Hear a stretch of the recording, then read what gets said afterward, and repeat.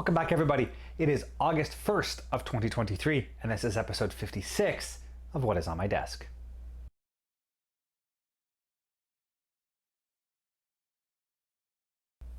So here we are back for another one of my monthly What's on My Desk updates, and we're going to take a look at what's going on over at the desk. Now, right off the top, there are no new products for me to show you, but I did finish off those 4 kits I was working on, the Spitfire and the 4 ep.56s. So we'll start off, we'll swing over to the desk, we'll take a look at those kits as they are completed. We'll finish those 4 kits off. I'll introduce the next 4 kits I'm working on, and then we can take a look at the progress I've made on those 4 kits so far this month. There's not a lot of progress. I spent a lot of time after those kits, those last 4 were done, the ep.56s and the Spitfire.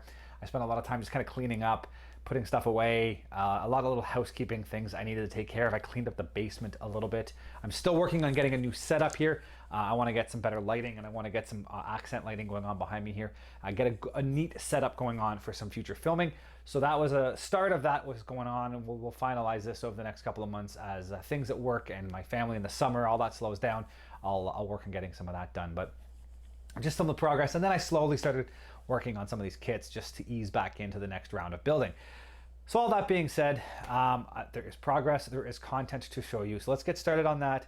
And as always, my name is Sean, and this is Sean's Aviation.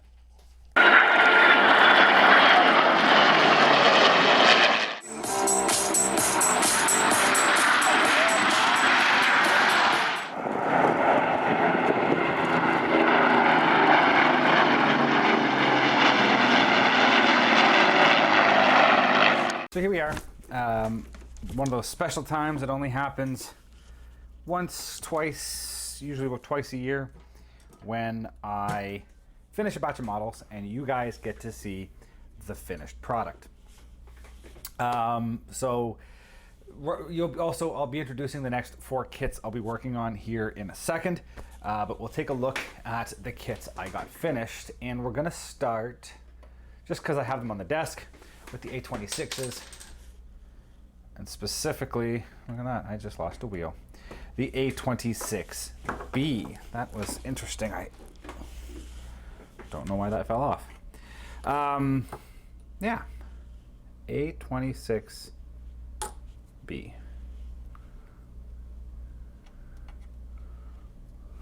Let me just get the weighted wheels in the right place.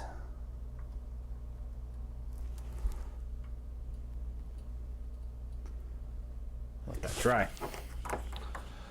I'm going to start with the ep.26C since the B is currently drying. So, ep.26C. So there she is. So this is, for those who may have not been around when I started this and missed a lot of the updates. This is the old monogram kit, released in, I want to say 1993. And it's basically built out of box. There's nothing on this kit that you do not get out of the box when you build it. I say that with one caveat. The rockets that are underneath the wings, they come from the B kit. They're not normally included in the C kit. Otherwise, everything you see is directly from the kit. Decals are from the kit. They went down relatively good. There were some issues. They're very milky. I'll fire a link here at the top to the part 1 of the time lapse of this build. Part 2 may or may not be out by the time this video comes up. Most likely won't be up yet.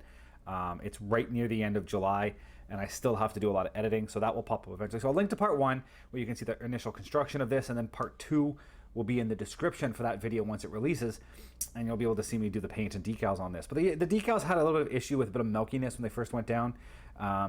They are 30-year-old decals, but after some time in Solvaset, they went down beautifully. Nose art looks really nice. I'm not sure how much you can see here.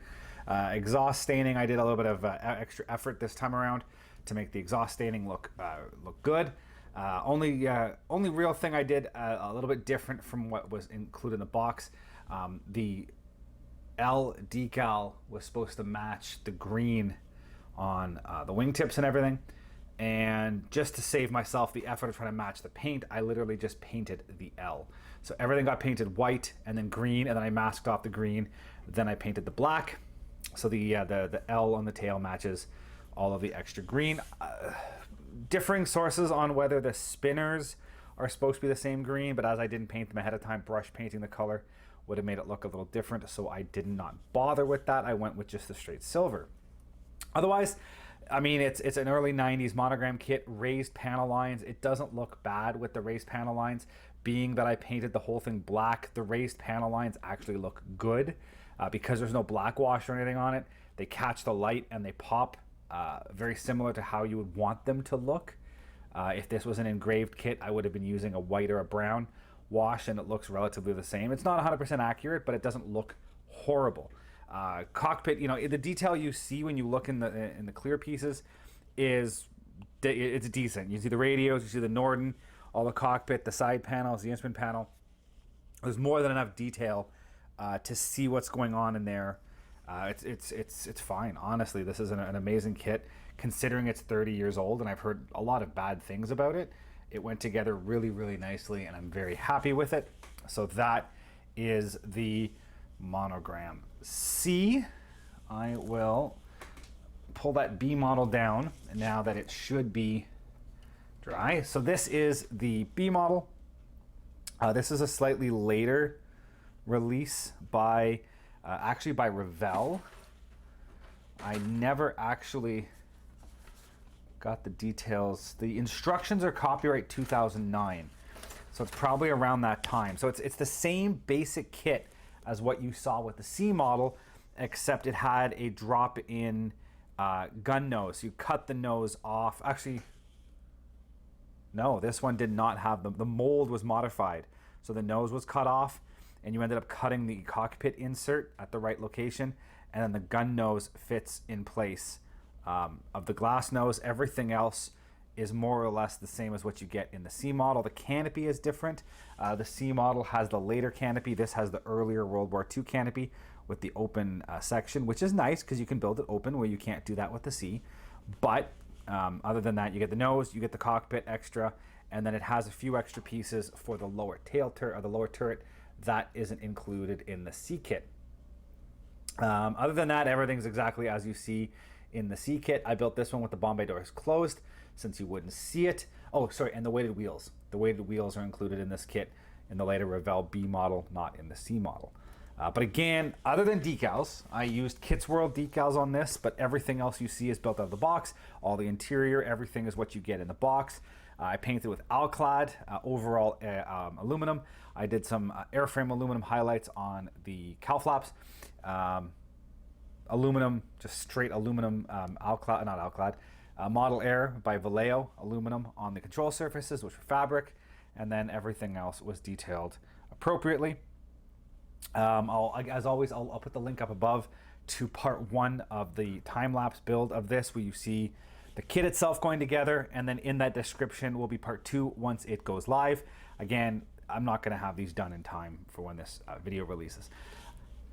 The only other thing I did differently with this one, the kit normally only had 2 gun packs. I took the gun packs from the C kit and I installed it on this so that I could have 4 gun packs under the wings, which was a known load carried by this airframe. So I just realized as I was doing this, I'm missing the pitot tube off of the C model.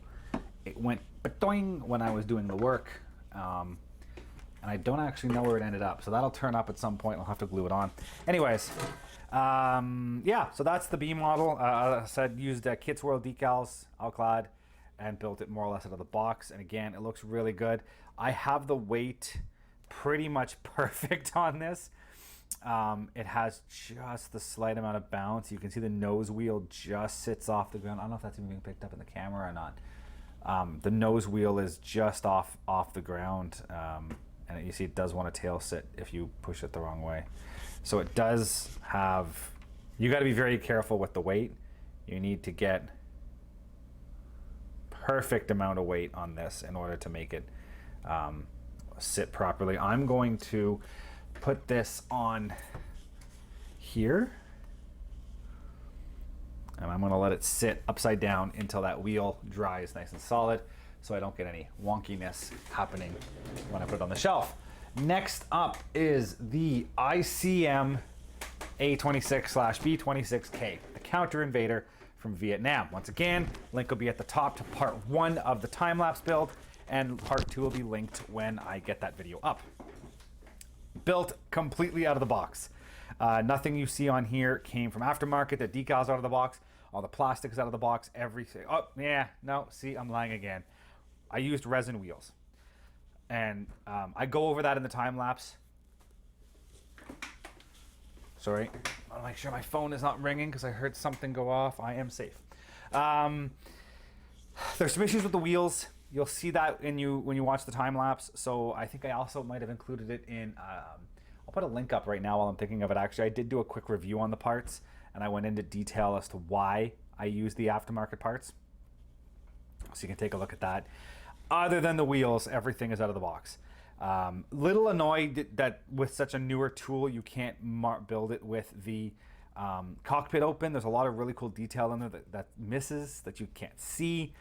As well, following the Vallejo colors, the greens are just slightly too close. I don't know if the camera even picks it up. There's 2 levels, 2 tones of green, and the camera just, it's very, very shallow in person. In real life, the darker green should have been a lot darker, but the Vallejo colors just don't have that, don't show that, and I didn't really have the time to go searching and hunting colors. So it is what it is. Again, exhaust staining, I really spent some time to get the exhaust staining look good. Real thing that bothers me, I don't know why, the insides of my canopies are covered in dust, and I have no idea where the dust came from. So, you know, it is what it is. I have to live with that. Weapons are straight out of the box. I put the Mark 82, let's see if I can remember what they're called. Snake eyes? Anyways, the ones with the retarder fins, they're inside Mark 82s. I've got the Napalm, the Mark 82 with the extended fuse, a Mark 81, and then the triple ejector rack with flares. So that's the loadout I went. The bombs in the bomb bay might not be 100% accurate. The loadout you see on the wings were in the instructions as actual known counter invader loadouts. My issue was looking at everything online. They said that in a lot of cases they carried the flares in the bomb bay, and then they carried weapons on the route, but I couldn't mix and match, so I ended up just putting the bombs in the bomb bay just to have something in there, and then I filled the wings up. Other than the wheels, though, everything else, as I said, out of the box, looks really, really good. The one thing I did with this kit, which you probably can't even tell, and I'm not even sure if you're supposed to, I left the cowlings loose. The props are on tight enough, they don't fall, but you can pull them off. And the cowlings themselves are just press fit on. And they're both like that, so if I chose to, I could pop the cowlings, put the props back on, and you could display the aircraft without cowlings and see those engines. Engines are amazing. The detail they provide out of the box is great. Again, some little things, for example, the intakes down inside, these they're called the Congo intakes. Down inside, there's no detail in there, so it's just a hole. It's not even a hole, it's just a blank wall. Would have been nice, especially considering you can display it showing the engine. It would have been nice to have a little bit of detail in there, but once you put the cowlings, whoa, I don't want to break the landing gear off. Once you put the cowlings on, they really don't look that bad. You can't really tell that there's nothing down there, but anyways. There's also a butterfly flap that goes inside that opening that could have been molded. I could have used a piece of styrene to recreate that butterfly valve and just hide all of that blank detail inside, but you know, what are you gonna do? So anyways, that is the A26K Counter Invader. I'm gonna put that, I'll put it back over here. And then I just have to go over and get the next one. See if I can reach it without disconnecting my mic, and I can. So the next one is the Airfix Spitfire Mark 14 in civilian scheme. It is done up as Canadian Aircraft CF GMZ Golf Mike Zulu. This aircraft is still flying in Canada today, albeit in a different scheme. It's owned by Bob Jens out in the West Coast near Vancouver, possibly Victoria. I have to do the research on that again. He flies it in more of a World War II scheme these days, but this is how the aircraft existed in 1949. The airframe was sent to Canada by the RAF for winter training or winter testing up in northern Alberta. After that testing was done, the RAF gave it to the RCAF. The RCAF didn't have a use for it at the end of the war, so they sold it off into the civilian market, and it was purchased by a consortium and painted up in this scheme. It was overall bare aluminum with the Canadian markings, and they flew it in the 1949 Cleveland Air Races. I can't quite recall what they came in, what place they came in, but they did race. And again, everything you see on this kit, save for one minor conversion, which I'll show you, is out of the box. All the pieces to make to take the guns off, the cannons, the clipped wings, all of that stuff comes right out of the box. The decals are in the box. Again, I'll put a link to part 1 of the time-lapse build up top so you can see the process of me building this. It went together really well. Decals were okay. They're a little, I shouldn't say that at all. Decals were fine. The only issue I had was with the painting. I painted it alclad aluminum, and then I used I used airframe aluminum, alclad airframe aluminum for the overall paint, and then I just used regular alclad aluminum to highlight some panels, and then I used just the Vallejo aluminum on the control surfaces where it'd be painted fabric. I should have went the other way. I should have painted it aluminum, and then I should have highlighted with airframe aluminum, and that's because it's just a little dark. I'm not the happiest with it, but I just couldn't repaint the whole airframe, so I have to live with it. Other than that, it is a great little kit. It goes together nice. It looks really, really good when it's finished. And the one modification I made to this, again, you'll see it if you watch the time lapse, there's the slipper tank. And I've seen pictures of this aircraft with and without the slipper tank. So I went ahead and bought a couple of small magnets, and I created a magnetized system so I can take the slipper tank on and off. You can see it without. You can have it displayed to the side. You can do whatever you want. You can put it away however you want. And then if you want to put it back in, you can see the magnet right there. And if you know what I just realized? I just realized I forgot to take a piece of masking off. I had left this with the slipper tank on for so long, I missed the little piece of masking on the underside light. There you go. Okay, so yeah, and then if you want to display it, you just can drop it in and just adjust it so that it's centered the way you want, and then it's done. So that's always a nice feature. And now that I have a bunch of those magnets, I might look at doing more stuff like that in the future. Magnetizing certain parts so you can mix and match. But anyways, it went together really well. Super happy with it. Looks great. Again, if I had to change anything, I would have painted the whole aircraft in just regular aluminum paint, alclad aluminum, and then I would have played around a little differently. That being said as well, it also had some issues with the clear coat. Same thing happened on the A26. When I sprayed the clear coat over top of the paint, it like reactivated the paint and caused all the colors to darken. And you can actually see that quite well. I'll zoom in here just slightly. Pretty much centered actually, what I wanted to show you. On that 80 on the wing, you can actually see the original airframe aluminum color underneath the carrier film for that decal. So I put it, this was what the color was, and it was actually lighter than that.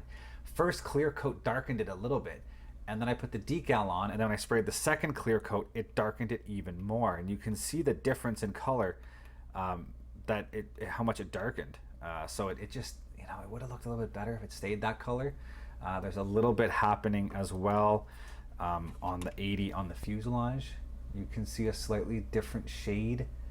There's a lot of reflection. Downside to having a metallic plane, you can see there's a slightly lighter shade here versus here, and that's just the rest of that darkening happening. And it's not perfect, but what are you gonna do, right? It is what it is. It's too late to go back and repaint the whole airframe, so I just have to live with it. But anyways, that is the Spitfire Mark 14 civilian scheme. Highly recommended if anybody is looking to do this scheme. It looks great, and I'm so happy they came out with it. I've loved this scheme for a long time, and I've wanted to do it, and I've been thinking about how I could do it. And then when I saw it come out, there was an IPMS release, I believe, of the decals, and I looked around for it, and someone was like, why don't you just buy the Airfix kit? And I was like, sure. Didn't even know they did it. But anyways, there you go. So those are the 4 completed kits. As I said, I will do an intro to the next 4 kits, hopefully before this video goes live, and I'll include it in this video. If it isn't included in this video, then the next What's on My Desk update will have the introduction of those 4 kits. I just don't know if I'll start those before the end of the month or not, but we'll see where we end up. So we'll cut it off here. As I said, we're either going to, well, you know what? I can't jump into any progress, because if I haven't started the kits yet, there will be no progress.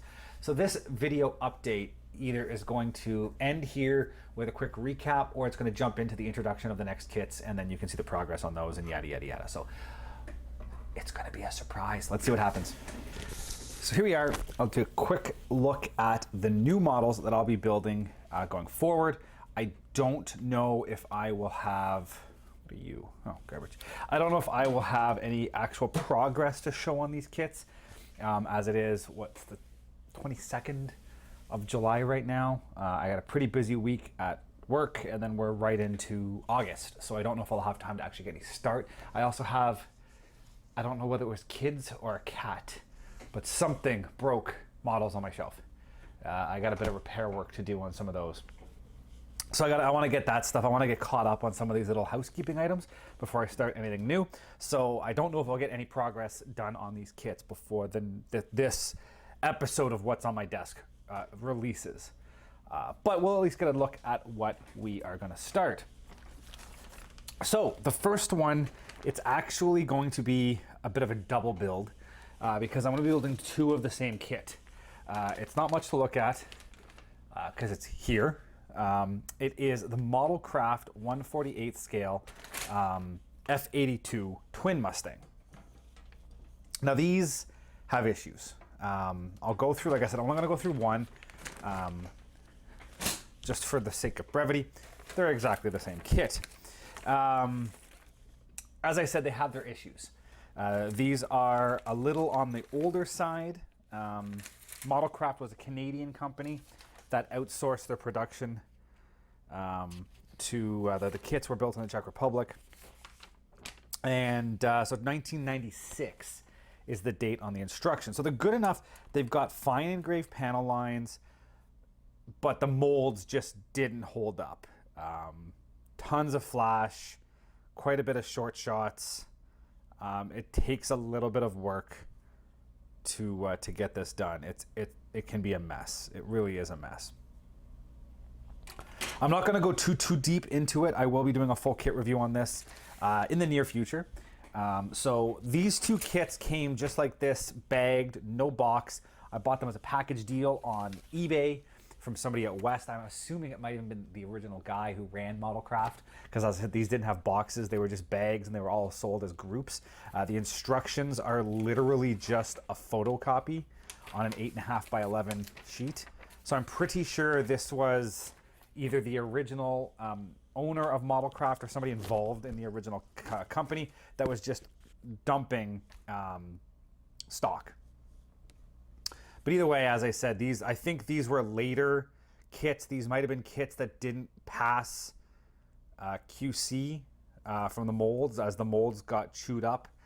There's tons of artifacts on the plastic. I'll zoom in here a little bit so you can kind of get a look at it. There are just,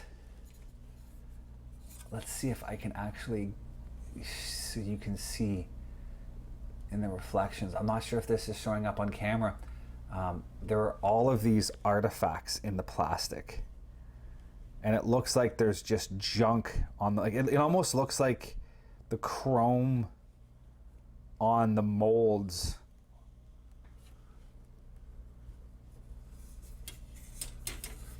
really hard to get the focus.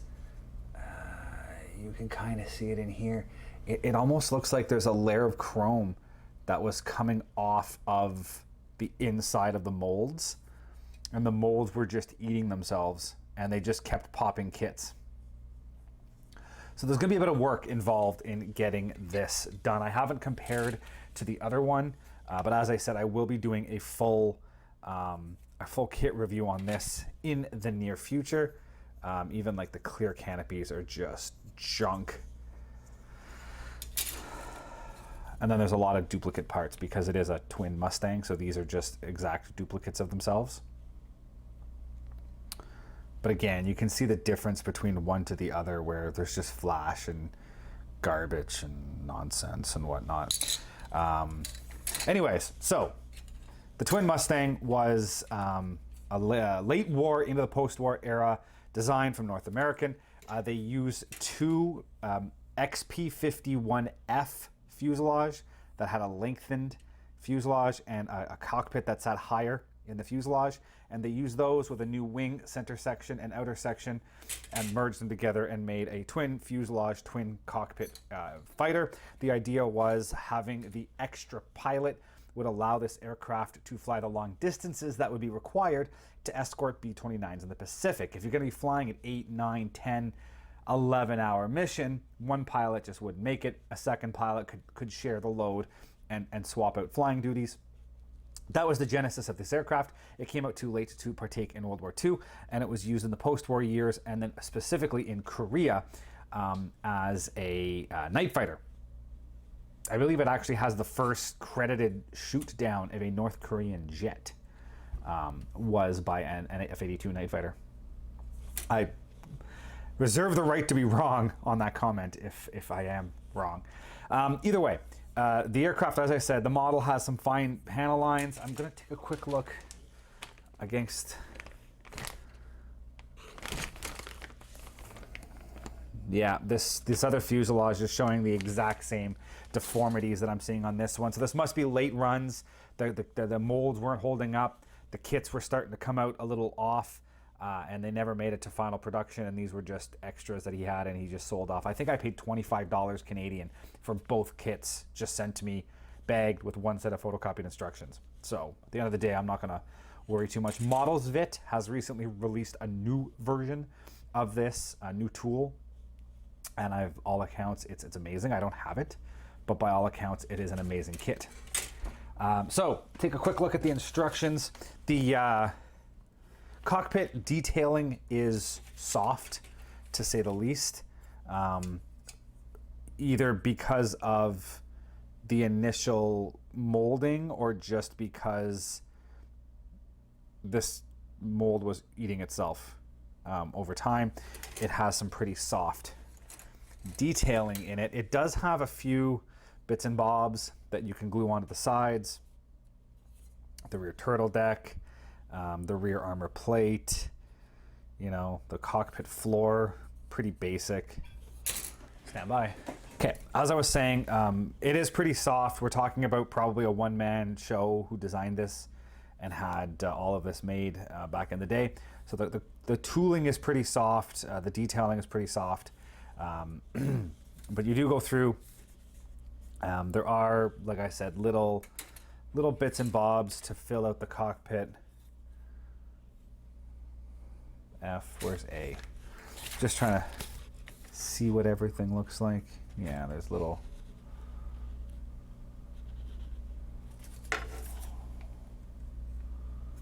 I don't even see. It says there's this A14 bit, unless it's clear. E, A. Wow. Oh yeah, okay. It looks like a sprue nub, but it's actually part of the piece. Anyways, it's really soft. It's going to take quite a bit of work to clean it up and get it to look right. But either way, 1 and 2 you put together times 2 because there's 2 fuselages. 3 only goes on one side. 4 engines, again, duplicated because you do 2. So double of that. Step 5, you're doing the rear intake for the radiator, the exhaust, I should say, the radiator exhaust. You can have it open or closed. We'll see what that Yeah, that's not that bad of a shape. I mean, you can make that work. Moving on to 6 is tail wheel. 7 and 8, you assemble the tail wheel, glue the tail wheel in. Step 9.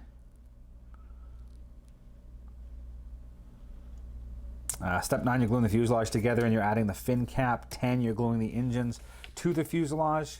And then over here, step 11 is landing gear and the radiator intakes. 12 is outer wing, outer wing. You also drill the holes based off of what armament you're going to add. 14, you are gluing the fuselage to the center section of the wing with the horizontal stab. And then you have the outer wing sections go on with the cockpits. And then 16, you're building the rockets. 17 are the drop tanks. You can pick and choose what you want. It has 5 hard points for rockets. 1, 2, 3, 4. Yeah, 1, 2, 3, 4, 5. And you use both of them together mounted to so one each mounted to the stub, and then you have the rockets that hang in between there. So you have quite a few. 5, it would be what, 25 rockets? 1, 2, 3, 4, 5, 6, 7, 8, 9, 10, 11, 12, 13, 14, 15, 16, 17, 18, 19, 20, 25 rockets. So you have the ability to carry 25 rockets or the drop tanks. And that is basically it for the kit. Now, as you can plainly see, just by looking at what I've shown you, you know what I realized? I was zoomed in for that entire section. So I apologize. I'm not going to be going back through those instructions again. I mean, they're not much to look at. They're just 2 8. Okay, this isn't how it would have been in the kit. It's just 2 8.5 by 11 sheets with a copy of the original instructions.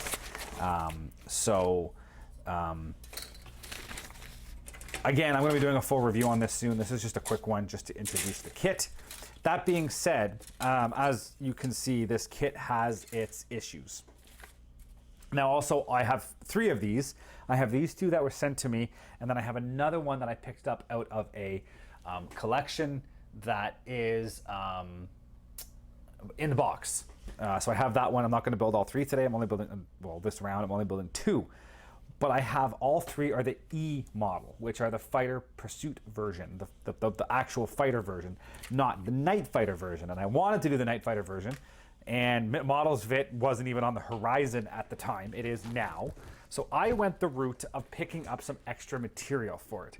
I picked up the Squadron Canopy set so that I can build this one, for example. With the cockpit open, and they would look a little bit cleaner. These are a little disgusting and thick and distorted. So I have the vacuum form canopy, so I can open the cockpit on this and be able to see the interior. Landing gear, I'm not going to worry too much about. It might be a little soft. I can clean it up. I can play with that.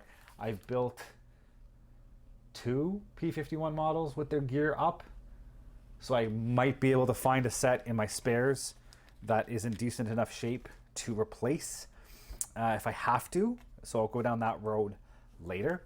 I also picked up Kelix, which came from ResKit. This is the cockpit detailing decals, the 3D decals for the cockpit. It's designed for the Models Vit kit, but I'm going to adapt it to fit on this. And it gives me all of those internal bits and bobs that are just blobs. This will give it some actual shape and detail. So that will make my life a little bit easier. You can see here what you do. You shave off all the detail on the cockpit, you know, the seats, they're just blobs. The good news is, for the most part, the shape of the cockpit is the shape of the cockpit, and I can make it fit. If I sand it all down and put that on, it will look good. It might not be perfect, but it will add some extra detail that doesn't exist already. And that's what I need. So I picked this up on one of those times when I ordered. So this one will be used on one of them. So let's just say, for argument's sake, this one that I have in front of me, which it technically is because all of the aftermarket is living in the bag, will be the G model. So it's going to have the open cockpit with the 3D decals and the vacuum form cockpits open. And then I also have some 3D printed items, which I don't even remember where I got these from. I found them browsing the net and I picked them up. So it's the flame damping exhausts for the G model, the Night Fighter, and a radar pod. Yeah. So these, again, all 3D printed. This is going to take a little bit of sanding just to knock off some of the 3D print artifacts. Not too worried about it, considering the quality of the kit that we're looking at. It's not all bad. It's not too bad at all, actually. So I can live with that. And just to show you how it works, so when it still has the machine guns in place, so it still has all of the ejector chutes for the rounds, but it lives right here and it just fits nicely along the wing. It fits on quite nicely, actually. It was modeled for this, so whoops, just a little bit of work and that'll fit on quite nicely. I have to figure out how to do that. I might pin it to get some more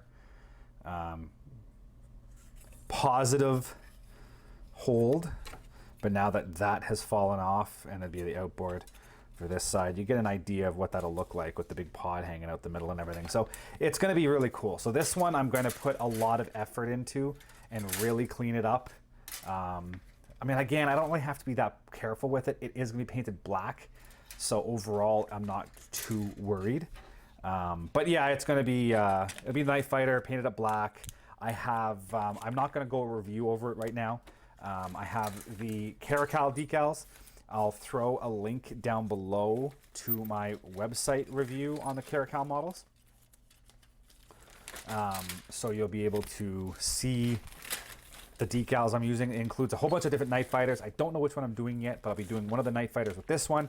And then the second kit will be built wheels up, cockpit closed, on a stand, so I don't have to worry too much about the interior. I can just hide it. It'll be the E model, and there's one set of decals on the Caracal instruction sheets that has an E model. So I'll be using Caracal decals for both. This one will be the E with the rockets. This one will be the G Night Fighter with the radars, maybe drop tanks if I can find references that shows the drop tanks installed. But either way, it's going to come along really nice. It's going to take a lot of work and a lot of effort to get these to work. And like I said, I will be doing an in-depth review on this in a little while, going over in a bit more close look at the parts and the bits and the issues that you might have with this. And I've very rarely seen these, so when I do the time-lapse build, you guys can follow along and see that process. Next kit I'm doing is a Tamiya Mosquito. It's going to be very simple. I've built one before.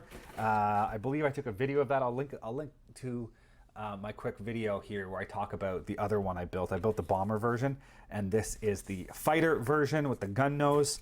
And I'll be doing this up as a Night Fighter as well. Bit of a Night Fighter kick. Recently, I did the P-38 Lightning a couple of rounds ago. I just did the A-26 Night Fighter, and now I'm doing an F-82 Night Fighter and a Mosquito Night Fighter. So I'm getting a pretty good collection of Night Fighters going. But yeah, so we'll be doing this one up. Tamiya, I mean, you can't knock Tamiya. It is an amazing kit. As I've built one of these before, it just falls together. I don't know how else to explain it. It is so friggin' easy to build these kits. Yeah, you pay a bit for them, but they are worth every single penny. So that's the one I'll be doing here from 157 Squadron. All black with the radar on the nose. There's also a Coastal Command version from 143 Squadron, as well as a Day Fighter version from 487 Squadron. Now, being what it is, I could have done this up in a couple of Canadian markings. I also includes a full-scale camo pattern if you want to be very specific on getting your camo pattern. This is very typical with Tamiya. Being a gun-nosed Mark 6 or a Night Fighter Mark 2, I could have done it up in a Canadian Night Fighter markings. There just isn't a lot of references for these early model Night Fighters. And you know what? It's just as easy to use what comes in the kit and get it done. Quick look at the instructions. Typical Tamiya instructions. It opens up into one big, wide paper. I really don't know how Tamiya gets away with doing this. It seems like it's such an odd shape. It'd be so expensive to cut these custom decals instead of making a booklet, but hey, they do. So step one, assembling the engines. And again, I believe all of these versions, sorry, 2 of the 3 versions have the exhaust covers on them. So again, you'll see there's scheme A, scheme B, and scheme C. And it tells you here with A, C, or whatnot. Over here, B, depending on what version you're building, it tells you the optional parts for that build. So just keep your eye out when you are doing kits like that, especially these, because it shows you, for example, here, A, B, and C, it shows you which ones to do for that version. But anyway, step 1 are the engine nacelle. Step 2 are the lower wings, getting all the holes drilled and adding in your lights and your radiator bits, as well as painting part of the wheel well. Step 3, you assemble the wings. Step 4 is the landing gear. Very intricately detailed landing gear on this kit. It looks so good when it's done. I can't wait. The last time I built the Mosquito kit, I was probably 2004, 2005, maybe. So, I mean, it's been a solid 20 years since I've done one of these. So I'm really looking forward to digging into one again and putting all of the extra skill I've learned over the years into this kit. Now, that being said, you'll see the landing gears are sided. You can't cross fit the landing gears. They're very specific to the side they're built for. So keep track of them. If you have to, somehow mark which one goes where so you don't accidentally put it onto the wrong side. So 4 and 5 are gear. 6 is installing the landing gear into the wings along with gear doors and your wing pylon for version A. These are the kind of build steps I'm going to be breaking away from because I don't want to install the gear and the gear doors and everything now. I'll do that, especially like rockets. I'm not going to install all the rockets on the wing before it's painted, before it's installed. So you got to kind of pay attention to some of that stuff. Anyways, you have the option for the bombs for the Dayfighter version and the rockets for the Coastal Command version. Some intricate painting details here where it shows 3 different colors. Some of these could have been done in decal, in my opinion, especially when the rockets are pre-fitted. I think they're pre-fitted to the launch stubs, the launch rails. Where are them? Where are the rockets? Rockets? Yeah. So the rockets are pre-mounted to the launch rails. So trying to get in and paint these little tiny rings in yellow, and yellow is a horrible color to paint to begin with. Really hard to mask and get in there. They should have either been provided as a decal or the rockets should have been a separate piece so you can paint the rockets up and then mount them to their launch rails. Minor annoyance, but it is what it is. I'm not using the rockets, so it's not a problem. Step number 8, you're putting together the instrument panel. Again, 2 different versions based off of whether it's a day fighter or a night fighter. Step 9, you're assembling the cockpits. Again, there's some extra steps you need to worry about if you're doing the night fighter version. Put all that together. 10, you're building kind of the rear cockpit and the wing spar section. And then moving on to step 11, everything gets put together, makes the full interior. Step 12 is also when you're doing the bomb bay. Again, things like the guns, the cannons that go under the nose, not necessarily required. You don't need to put the bomb racks in and the bombs in now. That can be installed later if you're doing open bomb bays. If you're doing a closed bomb bay, it doesn't matter. Anyways, so you got to kind of pick and choose your order and make sure you're not, getting yourself caught down the road where you're breaking stuff off. Moving to the back, step 14, we do get figures. Whether you choose to use them or not is up to you, but you do have figures included. So that's when these get done and get put in. Step 15, you're putting everything together. The 2 halves of the fuselage around the center of the cockpit, and you're squeezing the 2 separate nose sections together. Again, I'd recommend putting the nose section onto the fuselage section separate and laying it on a flat surface to make sure it's true, and then mounting it together and you're not running into those issues. Step 16, you've got the 20 millimeter cannons going in, as well as the bomb doors being cut open if you choose to make them open. Step 17, you're assembling everything. Again, it's showing you what you do depending on whether you're going to have it open or closed with the bombs or the night fighter version. The nose goes on, all your door open or closed. You get to put that in, make that choice now. Be careful for things like this where there's a decal that goes in. So even if you're gluing the door shut, you need to make sure you paint the inside and apply the decal because it might be seen depending on whether you have your people inside or not. Step 18 is all the wings and the horizontal stabs all fitting together. Again, this is something I would be doing before I mount all of these fiddly bits onto the wing, especially the door. Could you imagine trying to glue these wings together with the door and the guns and the rockets and the wing? It's a lot. They need to break the steps up a little bit. But anyways, step 16, you've got your canopies going together. Sorry, propellers going together, and your canopy cleaning. It looks like there's decals that go on the inside of the canopy. I have to look into that some more. Wing tips, there is a slight difference in wing tips between open and late, early and late. So you need to make sure you get that right. And then here for step 21 is the final bits, the wingtips, the canopy, the covers. Looks like the cover can be left loose. So you can take it off if you'd like, which I kind of like, so I probably will do it. And then there's a quick list of parts not used. And then you also have the ability to put the ladder on the door if you so choose, which I will probably do that. I believe my other Mosquito has the ladder installed as well, so having the two Mosquitoes side by side would be nice. So that's the instructions. Again, I'll be going through and doing a more detailed review on this soon, doing a full kit review, going a little bit more into detail with some of the minor bits and looking at the actual sprues and all of that fun stuff. Now, the final kit I'm going to be working on, I don't know if I'm actually going to finish or not. It's been a long-term project I've had on the go for a while. It's a Tamiya Lancaster, but it's not a full Lancaster. I am using a Paragon conversion, which you can start to see what's going on in this box. This is something I started many years ago, realized very quickly I was getting in a little over my head, and I walked away from it before I ruined what was a fairly significant investment that I had made in parts. So it's the Tamiya Lancaster, and I am using the Paragon resin Avro Lincoln conversion. And for those of you out there who might not know what the Avro Lincoln is, it's kind of the follow-on from the Lancaster. So you can see here I sanded off on one wing at least all of the panel lines. I got to go through and re-scribe. If I had hindsight, I would have just left them. I hate rescribing, but it is what it is. And then you have your wingtip. You can already see I've had a little bit of issue with getting the wings cut back square. But anyways, your wingtip extension gets glued on. So where the Lancaster wings would normally end here, this has the extension on it. The fuselage has been all cut up. You can see that here.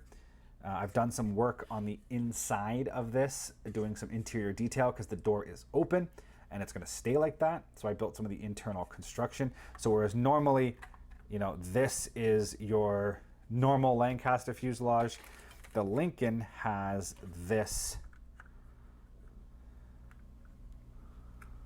extension that gets put in. Do I have this right? Yes, I have to have that right because anyways, you can see kind of what the issue is. There's a lot of work involved in making this fit. Anyway, so there you go. Like I said, I got to get this done. I got to start going through it and sanding it and getting it all glued together and whatnot. But there's the Avro Lincoln length, as well as the new nose, which goes onto the front. So it becomes a significantly large airplane. It's going to be almost the size of the B-29 when I'm done. You can see the difference. So as I said, you've added this plug into the middle of the fuselage. You're adding these extensions to the wing. You can see the original Lancaster nose compared to the new Avro Lincoln nose. It's just a massive attachment to the front. So it's a very different look. There's a lot more going on in here. You've got new outer engine nacelles. You've got these extensions that get added to the nacelles. You've got your new front faces because it's a new Merlin. It's a Merlin, I believe it's 85. So it's a later version Merlin. So you have to have all these extensions that get added to everything. You know, there's all of these new radar bits and bobs that go on. I've already done some changes to the horizontal, the vertical stabs. They've got the later style square bottom. So there's all of these other things that need to get done. That's the new tail turret with the 2-gun. So there's all of these like loose things that are floating around in here, and I just need to make sure I keep track of everything, and I got to get a start on it. Like I said, you can see that I've started, and I realized very quickly that I was not in a good spot, and I was getting way in over my head, and I didn't want to ruin what I had done. The cockpit is completed. I've used Edward in there, so it's going to have a nice detailed cockpit, but I need to go through, and I need to make sure it's done right. So I'm going to be, the long-term plan, like I said, I might not finish this in this round because there's a lot of this rescribing, and I can't stand rescribing. I should have stopped sooner. Anyways, I'm not going to be doing much of a full review on this because of what it is. This is going to be pretty much your only intro on this until I actually start the process. You know what I can do, where do I have, I still have a lot of the instructions here. Here we go. Here's the instructions. Bombay's actual, F-18 instructions. I don't need those. So here's the Paragon conversion instructions. So you can see where you have to cut off the wingtips and the nose, cut the fuselage, and cut off the extensions. And then you've got all the new stuff. The tail turrets, the fuselage extension, the new nose, the wingtip extensions, and then there's all the new Merlin pieces that get attached to the existing cowlings. Yeah, so I'm partway there. My goal for if I'm going to work on this while I'm working on this during this construction process, my goal is to get the fuselage glued together into one solid monolithic piece, and preferably have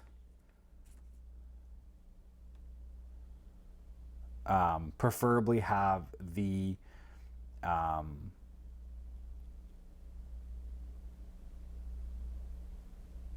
what am I talking about? I lost my train of thought. Get the fuselage glued together, one monolithic piece. Get the wingtips glued onto the wings and have them glued together so the wings and the fuselage are completed. And if I don't get to scribing, that's fine. I can put it back aside and I can pull it out later and do the rescribing in the next round and just bring it out when I feel like the urge to do it and put it away when I'm done. But that's my goal, at least in this, to get the fuselage all glued into one piece and getting all the wings glued together as one piece, potentially even getting the engine nacelles glued onto the wings. And then from there, I can go through and start puttying and sanding and cleaning up. And if I can get all that done on this round, then it's just scribing, and then it's a quick assembly, and I'm ready for paint. So that's the plan. We'll see how far I actually get with that. But as I said, don't expect any type of in-depth review on this, as it already has been started. I'm not going to be doing much more other than just working away on it and trying to get a head start. But expect to see some in-depth reviews on the F-82s and the Mosquito. And yeah, that's going to be where it is. So as I said, I don't know if we're going to see, I don't have any new products to show you. Next month I should. I'm going to Thunder over Michigan in about 2 weeks' time. So I should have 2 weeks this weekend, actually. 2 weeks right now, I'll be having dinner at Thunder over Michigan waiting for the night shoot to happen. So yeah, I should have some content,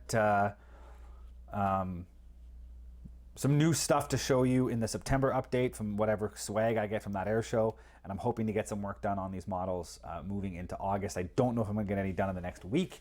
Time will tell, but that's where we stand. So on that note, I will wrap this up. So thank you everyone for watching. If I manage to get some content before the end of the month, if I do start work on those kits, I will have a quick segment right now.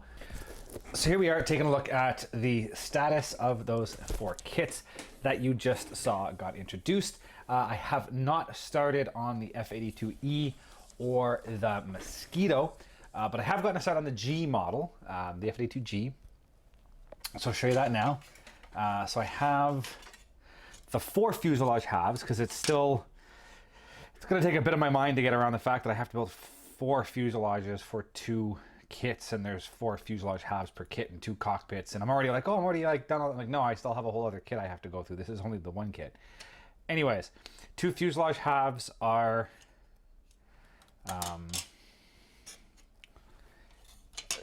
basically they're off the sprues. I've gotten the nose sections glued on, as you can see. This one I've done a little bit of sanding and I got some putty on it. This one still has a bit of work, and there's a pretty good sized gap on this nose section. But these ones, all the noses are glued on. I used either the top of the desk or this steel plate to help keep the nose sections perfectly aligned, which you can see here if you use a straight edge. The nose sections are nice and straight. Everything is in line. There's no weird bends or twists. This fuselage has a little bit of a weird twist here, but from front to back, and the tail has a pretty good curve to it on this one. So that will need a little bit of work, but this one is, yeah, this has got the same issue in the tail. If you look at this section here, the nose is more or less straight. They do have some really weird twists in the tail section that will need to be worked out. You can especially see it here when you go to put it together. The tail has a pretty weird twist, and I'll have to straighten it out with some clamps. But either way, I'm getting a little bit off the topic. Anyways, nose sections are glued on. I clamped them down to keep everything nice and straight and level. Like I said, this side here has a bit the first coat of putty. I just want to see how it looks. I've also got on the insides of both halves, both right halves of both fuselages, I have some of the cockpit pieces in place. And I also have the center wing section I took off. This was just for some reference work to see how it fits. The fit is pretty atrocious. I'm not gonna lie, there's gonna be a lot of work to get all of this together nice. You can just see here how horribly bad all of that fits together. So there's going to be a lot of sanding and puttying and cleanup after the fact. It is what it is. So that was taken off of that. I've got the cockpit floors assembled. As this kit is the F80, I think it's a B model. The F82, it's either the F82E or the F82B that's in the kit. I think it's the F82E. The cockpits weren't right for the Night Fighter, so I had to modify slightly. So I'm not putting the stick into the right cockpit, so that hole was filled and cleaned up. And this is the back plate of the left-hand fuselage, the rear decking of the cockpit of the left-hand fuselage. Goes behind the seat. The right-hand fuselage is just a flat plate, and then some more bits and bobs. Armor plates, the two seats, one of the instrument panels, a tail wheel. I was doing some test fitting in the tail wheel area, just figuring out build order, what needs to be built and modified to make a cleaner and more easier build order. So I was just playing around with that. So this is all done. Just plugging away now. I'm doing some of this fuselage sanding. I'm gonna get some of that side done, just getting ready. And then I'm gonna have to start the other F82, and I need to keep those separate. I need to have very clear delineated space between the two kits so I don't start mixing up what I'm doing with what kit. But either way, I'm almost finished getting this one ready, and then I'll start the E model after that. Get them all that to the same point, and then I can paint the cockpits. So I'm just, I gotta be very careful that I don't start mixing and matching, because it's two separate versions, but it's the exact same kit. So that's that one. The only other aircraft I've actually started is the Lincoln. And so far I've managed to glue the fuselage extension to the rear half of the fuselage. Went through with a little bit of super glue, just kind of tacked it into place at first. Then I went through and I really filled all those seams up with super glue and baking soda, and I just worked my way around stage by stage. It's a nice, solid, firm fit. That super glue with baking soda is really strong. I'm not gonna really refund it. I probably could crack it if I tried. But anyways, and then I've gone through and put this layer of putty. Just cleaned up that seam a little bit, and I just wanna get that seam as clean as possible. My plan, I'm gonna mask off this opening soon. Cover that up, and I'll probably tape off this back wall for now. just so that I don't get paint down the inside. And then I want to just go through, clean, sand, give it a coat of primer. I want to make sure that this is as smooth and as clean as possible. And then I will go ahead and do all of the panel engraving after I get primer on it. So that's all I've really done on this. There's a lot of sanding. My next step, other than sanding this, I'm going to do the same thing with the forward fuselage. I'm going to get this nose section glued in, tack it in place with some super glue, and then go through with the super glue and the baking soda and make sure that this is all locked in as tight and as strong as possible, and then go through with the putty and clean it all up and get this forward section clean. And then again, once that, and this, I gotta do all this as well, clean this up. And then once that is all puttied and sanded and cleaned up, I can then clean out whatever putty dust I get on the inside of the Lancaster cockpit. Paint this section here, which I want to paint at the same time I'm painting the cockpit of the Mosquito. And then I can glue the cockpit on, and same thing as the other one. I'm just going to hit this with primer and just work at cleaning up. I'll probably get the nose, the clear section glued on at the same time. And then I can just work. I want to work on these two halves as two separate fuselage pieces, getting them cleaned up and ready to go. And then I will mate these as late in the process as I can.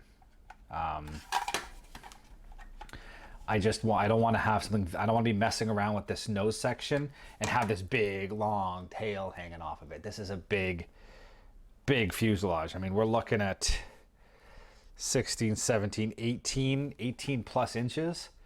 It is a big plane. So if I can have them as two, this is the size of most kits I've been working on recently. So if I can work on these two halves as two separate halves, get them as close to being ready for final paint as possible, and then mount them, and then I only have this one seam down the middle to work on, that is the most ideal potential option possible.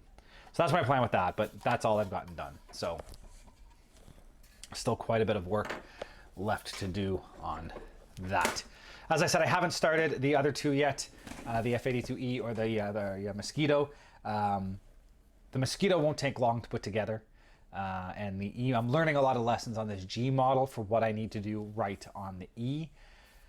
And as well, I'm not going to be doing as much in-depth work on the cockpit because the canopies will be closed on the E model. So I'm not going to be as worried about the interior on the E as I am on the G. So I'm kind of, this is my test model, and I'm putting the effort in on this one, and the other one will be relatively easy. So that, unfortunately, is about it. I don't have much else to go over at this point. You've already seen the other four kits done. You've seen the introduction of these four, and well, and then the progress on these two. In terms of direction and the next little while for the channel, there is quite a lot coming out. I have, I believe it may have actually been today. I'm filming this for everyone's knowledge on Saturday afternoon on the 29th. And yes, my history of the Boeing 247 was released today, so that just came out today. This video will come out on August 1st. And then my 4 time lapses, part 2 of the time lapse from those 4 previous kits, the 3 A26s and the Spitfire. So that's all of the final assembly, the paint, decal, weathering, and final assembly, all that second half of the build. All 4 of those are scheduled to come out, 3 of them in August. And then the last one, the A26K, will probably be into early September, just with the schedule. I've got the history of 423 Squadron is set to come out on the 15th of August. As well, I'm also going to the Thunder over Michigan Air Show in 2 weeks. Yeah. 2 weeks. I drive down on, am I looking at the math right? I sometimes find it very difficult to keep track of what days are happening when. Yes, 2 weeks. Today's the 29th. So 2 weeks, I head down to 2 weeks today. I will be sitting in Michigan at the air show. So I will have quite a bit of content coming out of there. I'm setting up to do a lot more video at this year's show. So as well as having the picture log and all that fun stuff I do with the photography, I'm also going to be getting quite a bit of video, and I plan to do a lot of video from this one. So later into this month, into September, you know, plan to see quite a bit of videos coming out. I might even have upwards of 2 or 3 a week, just depending on how much I actually get out of the content. So that will make this channel, it'll keep this channel busy. It'll keep me busy. And then through into September, I still have Airshow London the first weekend of September, or the second week of September, and then I have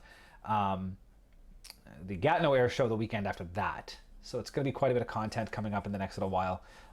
Quite a bit to keep me busy, and a lot for you guys to see, and I'll be able to release some of that stuff through the winter. As we go, I'll have some little videos here and there as I go, so that'll keep things going. But anyways, that about wraps it up for this month. So like I said, keep an eye on the channel. Quite a bit of content will be coming out this month and into next, and we'll come back for another What's on My Desk update in 1 month from today. So thank you all for watching. We'll see you next time.